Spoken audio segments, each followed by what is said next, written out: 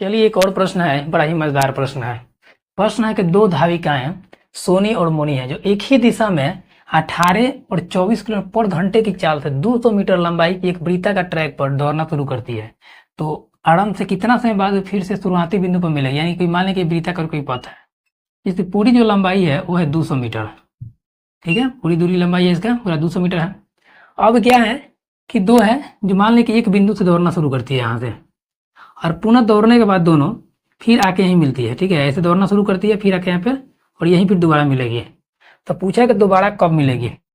चलिए, पहली की चाल कितना 18 किलोमीटर पर घंटा है और दूसरी की चाल 24 किलोमीटर पर घंटा है। ठीक है, तो दोनों को लगने वाले समय का निकालते हैं। पहले क्या दिया, सोनी है, मान लीजिए कि सोनी का समय कितना होगा। सोनी का समय पूरा चक्र पूरा करने में दूरी बटा कितना होता है, चाल। दूरी दूसरा है, चाल कितना है 18 किलोमीटर पर घंटा। इसको मीटर में चेंज करिएगा, मीटर पर सेकेंड, तो 5/18 से गुना कर देंगे। 18 से 18 कट गया, 5 से काट दे इसको 40 बार में, इन क्या गया 40 सेकेंड। ठीक है, दूसरा है मोनी। क्या है, मोनी का चाल। तो मोनी का चाल है कितना 24 किलोमीटर पर घंटा, तो इसका समय कितना हो जाएगा 200 मीटर पूरा दूरी हो गया, बटा हो गया 24 किलोमीटर पर घंटा। इसको मीटर पर सेकेंड चेंज करने के लिए 5/18 से हम गुना करते हैं।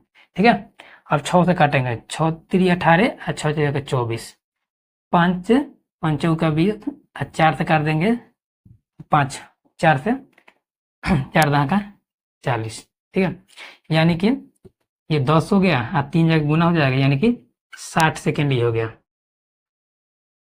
ठीक है, अब का पूछा है कि दोनों एक शुरुआती बिंदु पर कब मिलेंगे, तो दोनों को समय का एलसीएम निकाल दीजिए, यानी कि 40 सेकेंड है।